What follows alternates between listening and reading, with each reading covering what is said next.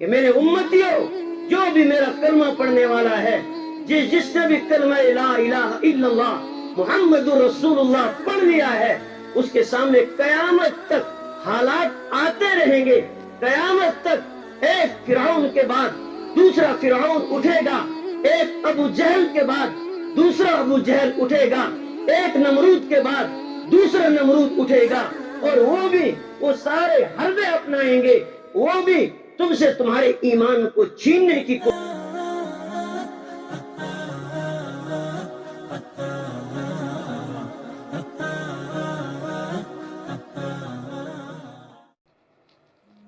ایمان کی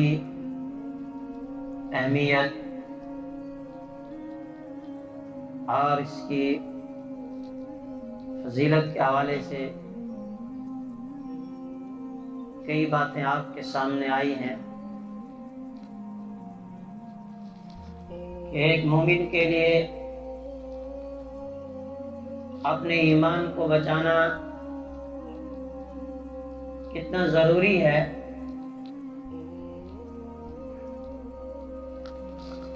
تاکہ اس آدمی کی دنیا بھی سلامت رہے اور اس کی آخرت بھی بہتر بنے. اگر زندگی میں ایمان نہ ہوا یا ایمان پر تھا، موت کے وقت ایمان کے بغیر اس دنیا سے چلا گیا، اللہ تبارک و تعالیٰ فرما رہے ہیں خسر الدنیا والآخرہ ذالک هو الخسران المبین، کہ یہ جو خسارہ ہے، یہ جو نقصان ہے، خسر الدنیا، دنیاوی نقصان بھی ہے اس میں، والآخرہ، اور انسان کا اخروی نقصان بھی ہے. ذالک هو الخسران المبین، اور سب سے بڑا نقصان ہے آدمی کے لیے.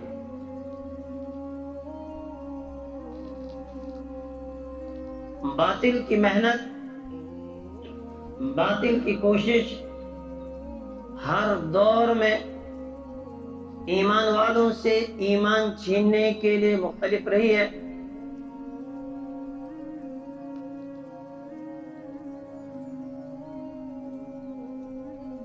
انبیاء کرام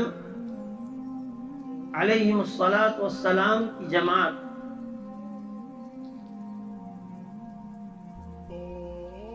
جن کی ذمہ داری ہوتی ہے کہ وہ بندوں کا تعلق اللہ کے ساتھ جوڑ دیتے ہیں، جو اللہ کی طرف سے بندوں کے لیے پیغام آتا ہے، وہ ان انبیاء کے ذریعے سے اللہ تبارک و تعالی بندوں تک اس پیغام کو پہنچاتے ہیں. انبیاء کرام کی یہ پاکیزہ اور مقدس جماعت ایمان کے تعلق سے ایمان کو بچانے کے لیے، اس ایمان کی دعوت کو عام کرنے کے لیے کتنی محنتوں اور مشقتوں کا سامنا کرنا پڑا ہے، وہ سب آپ کے سامنے ہے. نوح علیہ السلام کی ایک لمبی زندگی گزرتی ہے. قرآن کہہ رہا ہے وَلَقَدْ أَرْسَلْنَا نُوحًا إِلَىٰ قَوْمِهِ فَلَبِثَ فِيهِمْ أَلْفَ سَنَةٍ إِلَّا 50 عَامًا. نوح علیہ السلام کو ہم نے ان کی قوم کے پاس بھیجا، اسی ایمان کی دعوت کو لے کر، اسی توحید کی دعوت کو لے کر کہ لوگ جو کئی معبودوں کے قائل ہیں ان کو ان تمام معبودوں سے ہٹا کر ایک رب کے ساتھ ان کا ربط ہو، ایک رب کے ساتھ ان کا تعلق ہو. 1 سال 2 سال 4 سال 10 سال 20 سال محنت نہیں کی. فَلَبِثَ فِيهِمْ أَلْفَ سَنَةٍ إِلَّا 50 عَامًا، 1000 سال، صرف 50 سال کم، 1000 سال محنت کرتے رہے، 950 سال تک دعوت دیتے رہے، اور 950 سال کے عرصے میں نوح علیہ السلام پر لوگوں نے پھول نہیں برسائے، بلکہ نوح علیہ السلام پر پتھروں کی بارش ہوئی، اور اتنے پتھر مارے جاتے تھے کہ پتھروں کے نیچے دب جاتے تھے، پھر نکلتے تھے، پھر لوگوں کو کہتے تھے لوگوں آؤ اپنا تعلق ایک اللہ کے ساتھ جوڑ لو، ایک اللہ کی وحدانیت پر آ جاؤ، چھوڑ دو ان تمام باطل خداؤں کو جو تمہارے نفع کے مالک نہیں، جو تمہارے نقصان کے مالک نہیں، آؤ میں تمہیں تمہارے رب کے ساتھ جوڑنے کے لیے آیا۔ نہ انہوں نے دن دیکھا، نہ انہوں نے رات دیکھی۔ قال رب انی دعوت قومی لیلا ونہارا، میرے رب میں نے اپنی قوم کو دن میں بھی بلایا،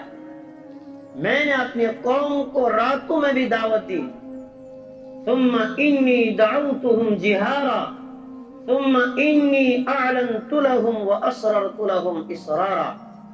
ربا مجمع میں جا کے بھی میں نے علل اعلان آپ کی توحید کا اعلان کیا، انہیں آپ کی توحید کی دعوت دی، ایمان کی دعوت دی، اور ایک ایک فرد کے پاس تنہائی میں جا کے اسے وہاں جا کے بات سمجھائی، اور میں نے ان سے کہا کہ لوگوں آؤ فقلت استغفروا ربکم، اپنے رب کی طرف تم رجوع کرو، آؤ اپنا تعلق اللہ کے ساتھ جوڑو، لیکن میری اس قوم نے نہیں مانا۔ 950 سال جب گزر گئے، 950 سال کی محنت کے نتیجے میں 82 لوگ ایمان لاتے ہیں، اور کتنی مارے اس کے لیے نوح علیہ السلام نے کھائی، کتنا ڈرایا گیا، کتنا دھمکایا گیا کہ اے نوح اپنی دعوت سے باز آ جا ورنہ پتھر مار مار کے تجھے سنسار کر دیا جائے گا، لیکن وہ گھبرائے نہیں، حالات بالکل مخالف تھے،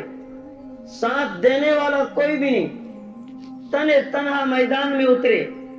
اور لوگوں کو اللہ کی طرف بلاتے رہے، اور جو ایمان لائے تعداد میں بہت کم تھے، انہیں کہا کہ اپنے ایمان پر جم جاؤ، اپنے ایمان پر ڈٹ جاؤ، حالات کتنے مخالف آ جائیں لیکن آپ اس ایمان کو چھوڑنا مت، اسی میں تمہاری دنیا کی کامیابی بھی ہے اور اسی میں تمہاری آخرت کی کامیابی بھی ہے۔ اور پھر جب رب کا فیصلہ آیا، آخذہم الطوفان، جب رب کی طرف سے عذاب آیا، تمام کے تمام نافرمانوں کو صفحے ہستی سے مٹا دیا گیا، اور وہ گنے چنے جو اپنے رب کو پہچان چکے تھے، جن کا تعلق رب کے ساتھ جڑ چکا تھا اور دل کے اندر ایمان کی حقیقت آ چکی تھی، وہ بچ گئے۔ پھر اللہ نے اس نسل انسانی کو آگے بڑھایا،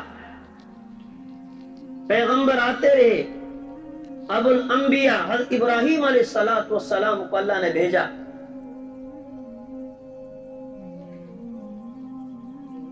اور ابراہیم علیہ السلام کے سامنے کیسے حالات آئے ایمان کے تعلق سے،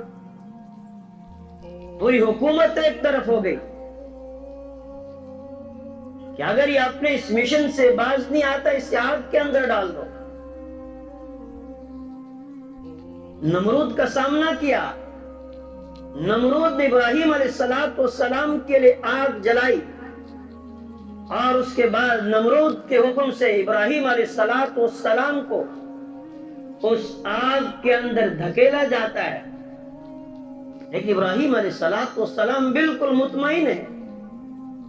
ان کے ایمان پر ذرہ برابر بھی کوئی فرق نہیں، ان کے ایمان کے اندر ذرہ برابر بھی کوئی تزلزل نہیں آیا، ان کے پاؤں ڈگمگائے نہیں کہ اتنی دہکتی ہوئی آگ ہے، اس کے اندر مجھے ڈالا جا رہا ہے، گھبرائے نہیں۔ گھر سے باپ نے جلا وطن کر دیا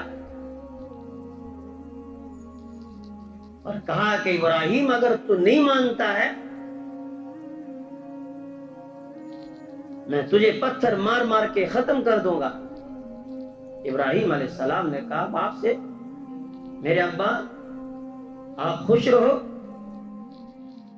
آپ کیا سوچتے ہیں کہ میں ایمان کا سودا کر لوں،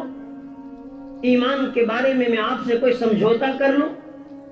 کہ میں ڈر جاؤں آپ یہ کہیں کہ میں گھر سے آپ کو نکال دوں گا؟ آپ 1000 بار گھر سے نکالے، آپ کیا نکالیں گے، میں خود اس گھر کو چھوڑ دیتا ہوں، لیکن ایمان کے بارے میں آپ سے کوئی سمجھوتا نہیں کر سکتا، ایمان کے تعلق سے کوئی سودا نہیں ہو سکتا آپ کے ساتھ۔ آپ غلط راستے پہ ہیں، میں ڈنکے کی چوٹ آپ کو کہوں گا کہ میرا باپ غلط راستے پہ ہے، اور میں آپ کو توحید کی دعوت دیتا رہوں گا، میں آپ سے کہہ رہا ہوں کہ رب ایک ہے، اس کو مانو۔ ابراہیم علیہ السلام کے لیے حالات بنے، ابراہیم علیہ السلام کو گھر چھوڑنا پڑا، لیکن ایمان کے تعلق سے کوئی سمجھوتا، کوئی سودا نہیں کیا۔ پھر ان کے بعد جتنے بھی پیغمبر آئے، کوئی ایک آپ دکھائیں کہ جس کی زندگی میں پریشانیاں نہ آئی ہوں، جس کی زندگی کے اندر حالات نہ ہوں۔ یوسف علیہ السلام اللہ کے پیغمبر جیل میں 12 سال کا عرصہ گزارنا پڑا، اور کیسے کیسے حالات دیکھے، شہزادے تھے، غلامی کی زندگی اختیار کرنی پڑی، لیکن ان کا جو رب، ان کا جو تعلق اللہ کے ساتھ تھا، اس تعلق کو ختم نہیں کیا، ان کے ایمان کے اندر ذرہ برابر بھی کوئی تزلزل نہیں آیا۔ موسیٰ علیہ السلام کی زندگی کو آپ لیجئے، وقت کے ظالم فرعون کا سامنا کر رہے ہیں، اور فرعون نے ظلم کی ساری حدیں پار کر لی تھی، لاکھوں معصوم بچوں کی گردنوں پر اس نے چھریاں چلائی، اس سے جو ہو سکا اس نے وہ کیا، لیکن موسیٰ علیہ السلام کے ایمان کے اندر ذرہ برابر بھی کوئی کمی نہیں آئی۔ اور خاص کر وہ وقت جس وقت موسیٰ علیہ السلام بنی اسرائیل کو مصر سے نکالتے ہیں، رات کی تاریکی میں مصر کو چھوڑ رہے ہیں، اور فرعون کو جب اس کی اطلاع ملتی ہے، فرعون اپنے لشکر کو لے کر پیچھے دوڑتا ہے، اور بنی اسرائیل اور موسیٰ علیہ السلام آگے بڑھ رہے ہیں۔ آگے بڑھتے بڑھتے جب دیکھا کہ آگے تو اب دریا کی موجیں ہیں اور راستہ تو کوئی ہے نہیں، اب بنی اسرائیلی موسیٰ علیہ السلام سے کہنے لگے کہ موسیٰ، وہاں تھے تو وہاں بھی آپ کی وجہ سے ہم پر اتنے ظلم ہوئے، اب یہاں لایا، اب ہم کہاں جائیں؟ آگے دریا کی موجیں، پیچھے فرعون کی فوجیں، اب ہم کہاں جائیں؟ آپ موسیٰ علیہ السلام کے ایمان کو دیکھیں، دیکھ رہے ہیں کہ پیچھے سے فرعون اپنے پورے لاؤ لشکر کے ساتھ آ رہا ہے، اور آگے دریا کی موجیں ہیں۔ جواب دیا، کلا، او میری قوم، کیوں ڈر رہے ہو؟ گھبراؤ مت، ان معی ربی سیہدین، کہا کہ میرا رب میرے ساتھ ہے، مجھے کس سے ڈرنے کی ضرورت ہے، میرا وہ رب خود مجھے راستہ دکھائے گا کہ مجھے جانا کہاں ہے۔ اللہ کی طرف سے فوراً وہی آئی، موسیٰ اپنے عصا کو اس دریا پر مارو، اور جب اس لاٹھی کو دریا پر مارا اور فوراً 12 راستے بنے، ان راستوں سے دریا کو پار کرتے ہیں، اور وہی فرعون جب اپنے لاؤ لشکر کے ساتھ آتا ہے اور اس کے دریا کے اندر وہ غرق ہو جاتا ہے۔ اللہ نے دکھایا کہ ظالم کتنا ہی بڑا کیوں نہ ہو، کتنا ہی ظلم کیوں نہ وہ کرے، لیکن آخر کار اس کا وہ ظلم بھی مٹ جاتا ہے، وہ ظالم بھی نیست و نابود ہو جاتا ہے، صفحے ہستی سے مٹ جاتا ہے، اس کا نام و نشان باقی نہیں رہتا ہے۔ لیکن ایمان والوں کو سبق دیا جا رہا ہے، ایمان والا اپنے اندر وہ ایمان تو پیدا کرے، وہ ایمان کے اس مقام پر تو آ جائے، اور پھر کائنات کے سردار میرے اور آپ کے آقا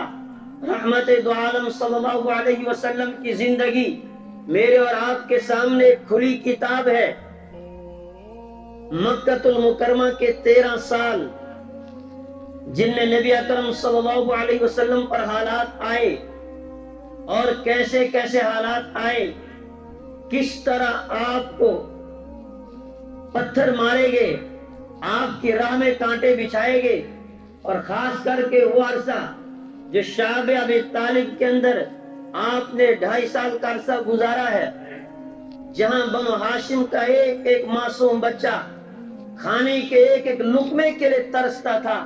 پانی کے ایک ایک قطرے کے لیے تڑپتا تھا، جہاں درخت کے پتے اور درخت کے چھالے 2.5 سال تک کھائے گئے، کوئی بات کرنے کے لیے تیار نہیں تھا۔ آپ یہ سب کچھ سہتے گئے،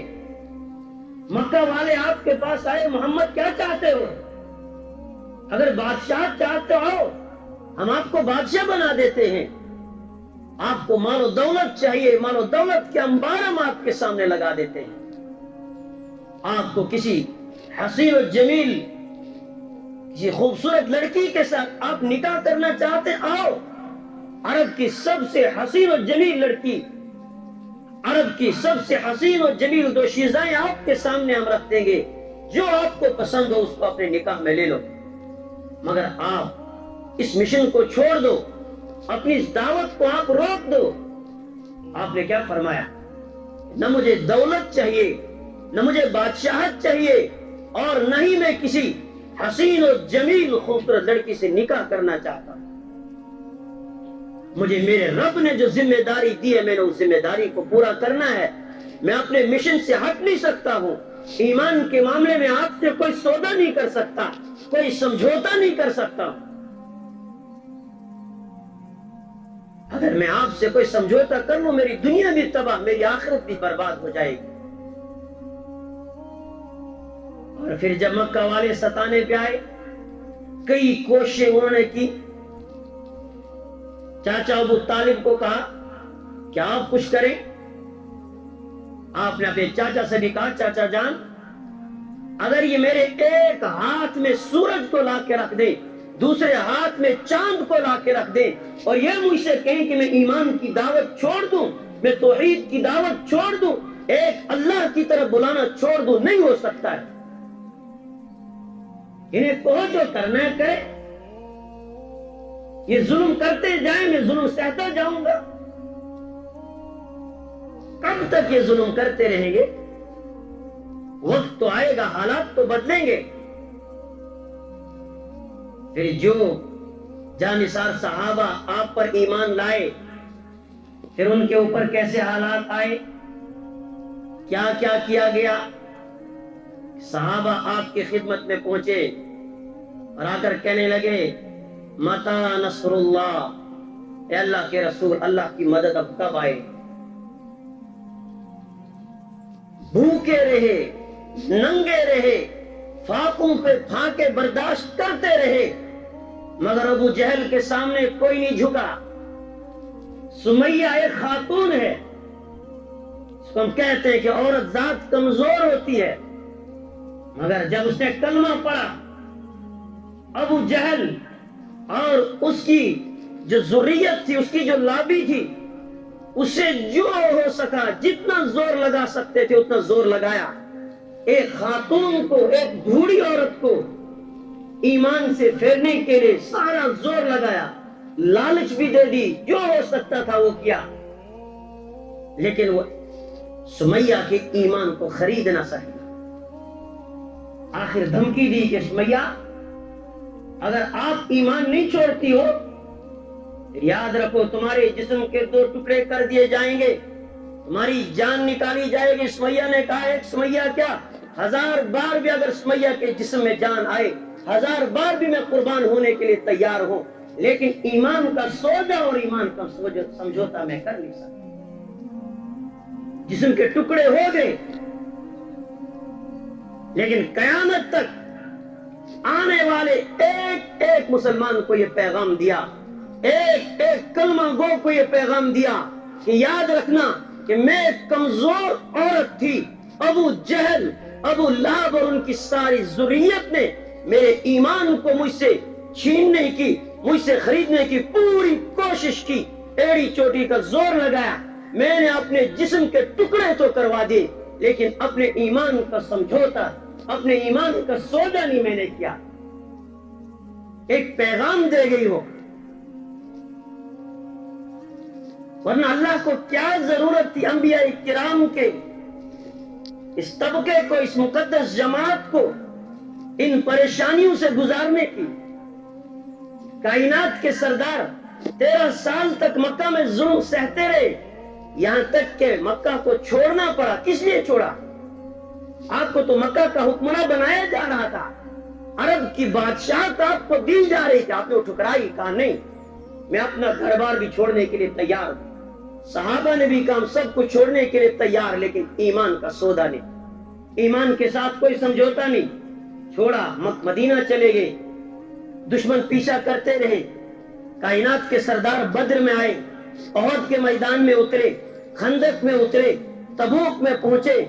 پیٹ پر پتھر باندھے، یہ ساری تکلیفیں برداشت کی۔ احد کے میدان میں دندان مبارک شہید ہوتے ہیں، چہرے انور سے خون ٹپکتا ہے، لیکن امت کو یہ تعلیم دے گئے کہ میرے امتیوں، جو بھی میرا کلمہ پڑھنے والا ہے، جس نے بھی کلمہ لا الہ الا اللہ محمد رسول اللہ پڑھ لیا ہے، اس کے سامنے قیامت تک حالات آتے رہیں گے۔ قیامت تک ایک فرعون کے بعد دوسرا فرعون اٹھے گا، ایک ابو جہل کے بعد دوسرا ابو جہل اٹھے گا، ایک نمرود کے بعد دوسرا نمرود اٹھے گا، اور وہ سارے حربے اپنائیں گے، وہ بھی تم سے تمہارے ایمان کو چھیننے کی کوشش کریں گے۔ کبھی تمہیں ڈرائیں گے، کبھی تمہیں مال و دولت کی لالچ دیں گے، کبھی تمہیں عہدے کی لالچ دیں گے، اور تم سے تمہارے ایمان کو چھیننے کی کوشش کریں گے۔ لہذا ان حالات میں تمہیں ہوشیار رہنا ہے۔ اور پروردگار نے قرآن پاک کے اندر اعلان کر دیا، اللہ کہہ رہا ہے وَلَنَبْلُوَنَّكُمْ بِشَيْءٍ مِّنَ الْخَوْفِ وَالْجُوعِ وَنَقْصٍ مِّنَ الْأَمْوَالِ وَالْأَنفُسِ وَالثَّمَرَاتِ وَبَشِّرِ الصَّابِرِينَ۔ اے ایمان والو، جو یہ کہہ چکے ہیں کہ ہم ایک اللہ کو ماننے والے ہیں، وہ ذرا سن لو۔ وَلَنَبْلُوَنَّكُمْ بِشَيْءٍ مِّنَ الْخَوْفِ، ہم ضرور بھی ضرور تم کو آزمائیں گے، تمہارا امتحان لیں گے۔ کبھی خوف و ہراس، ڈر کا ماحول بنایا جائے گا، ایسا ماحول کہ ہر آدمی سوچے گا کہ اب پتہ نہیں کیا ہونے والا ہے۔ جس کے دل کے اندر ایمان ہوگا، جو ایک اللہ کو ماننے والا ہے، وہ کہے گا اس کائنات کا ایک پتا بھی رب کی مرضی کے بغیر ہل نہیں سکتا ہے۔ وہ بالکل مطمئن رہے گا اپنے ایمان پر، بس اس کو ایک ہی فکر ہوگی کہ میرا ایمان سلامت کیسے رہے، میں اپنے ایمان پر قائم کیسے رہوں، کتنے حالات اس کے سامنے کیوں نہ بنائے جائیں، وہ ذرہ برابر بھی ان حالات سے گھبراتا نہیں ہے۔ وہ کہتا ہے میرے رب نے میرے مقدر میں جو لکھا ہوگا، جو رات جہاں گزارنی لکھی ہوگی، جو دن جہاں لکھا ہوگا، وہ دن وہ رات وہی گزرے گی، کہیں اور وہ گزر نہیں سکتی ہے۔ موجودہ حالات، جو خوف، جو دہشت کا ماحول ہے، اس کا مقصد کیا ہے کہ ایمان کو کمزور کیا جائے، ایمان کو چھینا جائے۔ وَنَقْصٍ مِّنَ الْأَمْوَالِ، دوسرے فرمائے بِشَيْءٍ مِّنَ الْخَوْفِ وَالْجُوعِ، فقر و فاقہ